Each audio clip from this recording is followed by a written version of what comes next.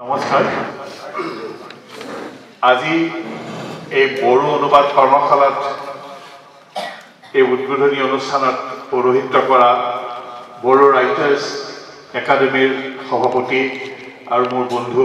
ৰাজেন বসুমতাৰী ডাঙৰীয়া আমি এই কৰ্মশালালৈ আমন্ত্ৰণ কৰি অনা আন দুগৰাকী সমল ব্যক্তি গোবিন্দ নাৰ্জাৰী আৰু অৰুণ মুছাহাৰী ডাঙৰীয়া নেশ্যনেল বুক ট্ৰাষ্ট ইণ্ডিয়াৰ মুখ্য সম্পাদক আৰু সংযুক্ত সঞ্চালক কুমাৰ বিক্ৰম ডাঙৰীয়া সহকাৰী সঞ্চালক উৎপাদন বিভাগৰ মোৰ সহকৰ্মী অনুজ ভাৰতী মোৰ সহকৰ্মী সতীশ কুমাৰ ডাঙৰীয়া অসমৰ বিভিন্ন প্ৰান্তৰ পৰা অহা বড়ো ভাষাৰ লেখক লেখিকা আৰু অনুবাদকসকল আৰু ছপা মাধ্যম আৰু ইলেক্ট্ৰনিক মাধ্যম এই দুয়োটা পৰা অহা সংবাদ জগতৰ বন্ধু বান্ধৱীসকল আৰু ছাত্ৰ ছাত্ৰীসকল মোৰ আপোনালোকে কেইবাবাৰো ইয়াৰ আগতে লগ পাইছে মই নেশ্যনেল বুক ট্ৰাষ্ট ইণ্ডিয়াত কৰা চাকৰিৰ সূত্ৰে আৰু অসমৰ সন্তান হিচাপে অসমীয়া ভাষাৰ লগতে বড়ো ভাষা সাহিত্যৰ কাৰণে নেশ্যনেল বুক ট্ৰাষ্ট ইণ্ডিয়াৰ মঞ্চৰ পৰা যিখিনি কাম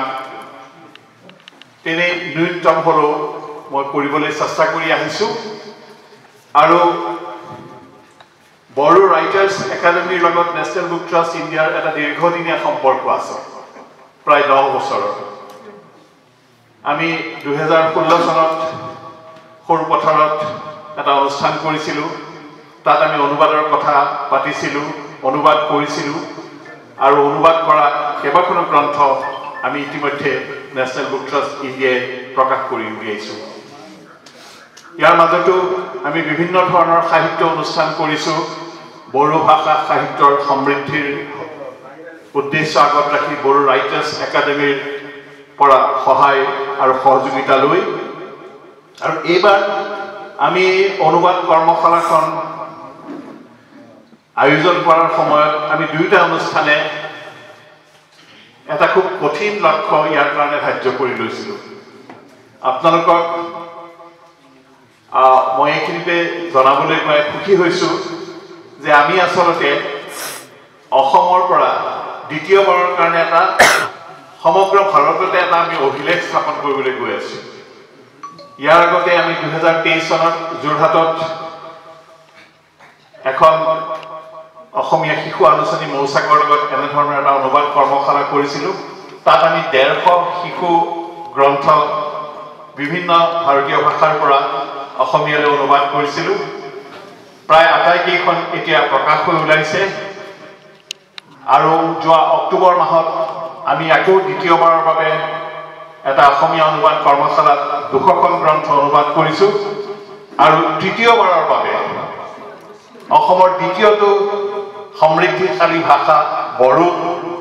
আমি এটা অনুবাদ কৰ্মশালা কৰিবলৈ ওলাইছোঁ য'ত আমি প্ৰায় 200খন কিতাপ অনুবাদ কৰাৰ এটা লক্ষ্য ধাৰ্য কৰিছোঁ আৰু এই নেশ্যনেল বুক ট্ৰাষ্ট ইণ্ডিয়াৰ বুৰঞ্জীত এইটো এটা প্ৰথমবাৰলৈ হোৱা অভিলেখ বুলি ক'ব পাৰি গতিকে আমি আৰু আপোনালোকৰ ওচৰত আমাৰ বিনম্ৰ অনুৰোধ এই যে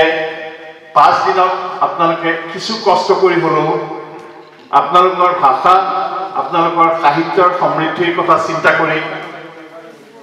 কিছু শাৰীৰিক আৰু মানসিক কষ্ট কৰি আমাৰ লক্ষ্যত উপনীত হোৱা আপোনালোকে সহায় কৰিব পাৰিব আৰু তাৰ বাবে আমি কিয় অনুবাদ কৰিব লাগে আমি অনুবাদ কৰি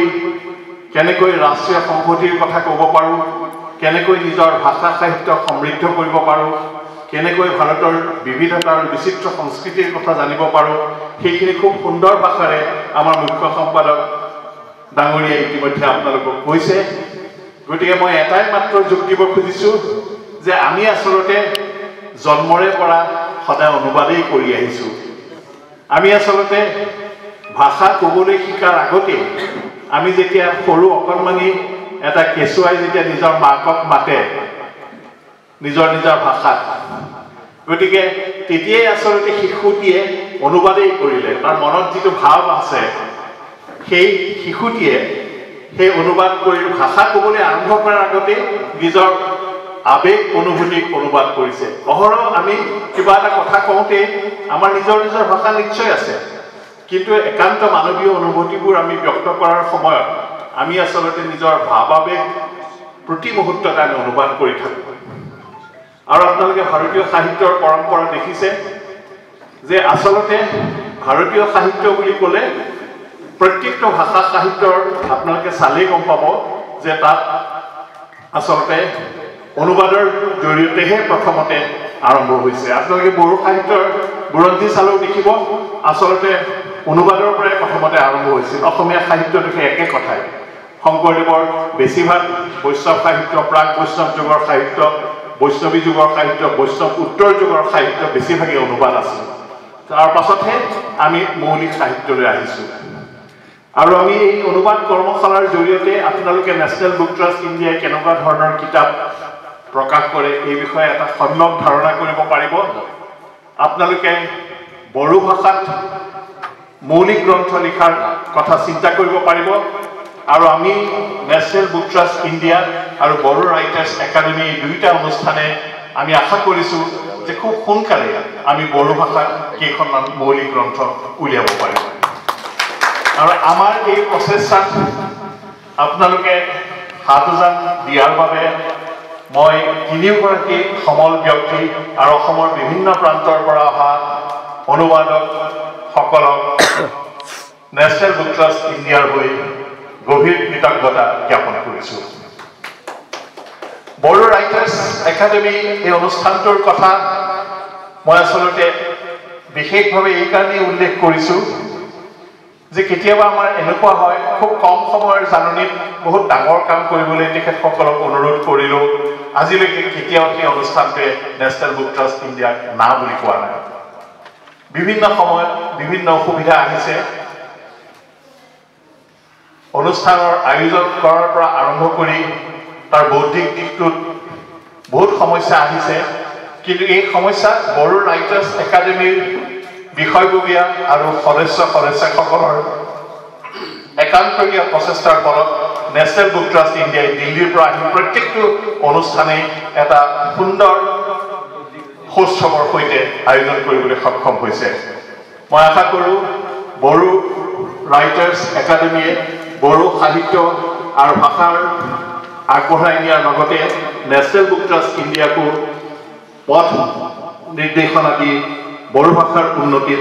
কেনেকৈ NBTয়ে সহায় কৰিব পাৰে তাকো আমাক অনাগত দিনবিলাকত জনাই থাকিব। আৰু আজি এই অনুষ্ঠানত সংবাদ মাধ্যমৰ ভালেকেইগৰাকী বন্ধু আছে। মই মন কৰিছোঁ যে এই অনুষ্ঠানৰ সূত্ৰ ধৰি এই অঞ্চলৰ আশে পাশে থকা বিভিন্ন শিক্ষানুষ্ঠানৰ পৰা ছাত্ৰ ছাত্ৰীসকল আহিছে আৰু এনেকুৱা এটা অনুষ্ঠান, এনেকুৱা লেখক লেখিকাৰ সান্নিধ্য জীৱনত খুব সহজে নাহে। গতিকে সেই ছাত্ৰ ছাত্ৰীসকল আৰু মোৰ তৰুণ সাংবাদিকসকলে এই ভাল ভাল কথাবোৰ মানুহক কওঁ, পাঠকক কওঁ, লেখকক কওঁ, ছাত্ৰ ছাত্ৰীক কওঁ, অভিভাৱকক কওঁ, শিক্ষক শিক্ষয়িত্ৰীক কওঁ। তেতিয়া আজিকালি আমি দেখিছোঁ যে সামাজিক মাধ্যমৰ খুব বেছি প্ৰয়োগ হ'বলৈ ধৰিছে। আমি লাহে লাহে আমাৰ অনুভৱ হয় যে আমি কিতাপৰ জগতখনৰ পৰা কেতিয়াবা আমি অকণমান আঁতৰি আহিছোঁ নেকি, আমি স্ক্ৰীণত সময় বেছিকৈ দিছোঁ নেকি। গতিকে আমি এনেকুৱা কামবোৰ কৰিব পাৰিলে আমি আমাৰ এতিয়াৰ প্ৰজন্ম আৰু অনাগত প্ৰজন্মক আমি এটা ডাঙৰ সহায় কৰা হ'ব। আৰু মই আপোনালোকক এটা কথা কওঁ যে পৃথিৱীৰ বিভিন্ন প্ৰান্তত সংশয় প্ৰকাশ কৰা হৈছিল যে কম্পিউটাৰ আৰম্ভ হোৱাৰ লগে লগে সামাজিক মাধ্যমৰ প্ৰগতিৰ লগে লগে কিতাপৰ অপমৃত্যু ঘটিব কিন্তু কিতাপৰ মৃত্যু নহয় কিতাপ অমৰ আৰু কিতাপৰ পাতত যিটো গুণ আছে সেই গুণটো কোনো ছ'চিয়েল মিডিয়াই কোনো কম্পিউটাৰে কোনো মোবাইল স্ক্ৰীণে আপোনালোকক দিব নোৱাৰে গতিকে এনেকুৱা এটা পৰিৱেশ আমি যাতে সততে পাই থাকোঁ বড়ো ৰাইটাৰ্ছ একাডেমি হওক নেশ্যনেল বুক ট্ৰাষ্ট ইণ্ডিয়া হওক বড়ো মাধ্যমৰ শিক্ষানুষ্ঠান হওক সামাজিক অনুষ্ঠান হওক বা বড়ো সংবাদ মাধ্যমৰ হকে কাম কৰা সকলোৱে হওক কিতাপৰ জনপ্ৰিয়তাত আপোনালোকে হাত উজান দিব লাগিব আৰু আজি আমি এটা ডাঙৰ লক্ষ্য লৈ আয়োজন কৰা এই অনুবাদ কৰ্মশালাকে আমি প্ৰতিজ্ঞাবদ্ধ হ'ব লাগিব কিতাপৰ জৰিয়তে আমি বড়ো ভাষা সাহিত্যৰ সেৱা কৰি যাম বুলি অংগীকাৰবদ্ধ হ'ম আপোনালোকক আকৌ এবাৰ মই কৃতজ্ঞতা জ্ঞাপন কৰি মোৰ এই চমু বক্তব্য সামৰণি মাৰিছোঁ ধন্যবাদ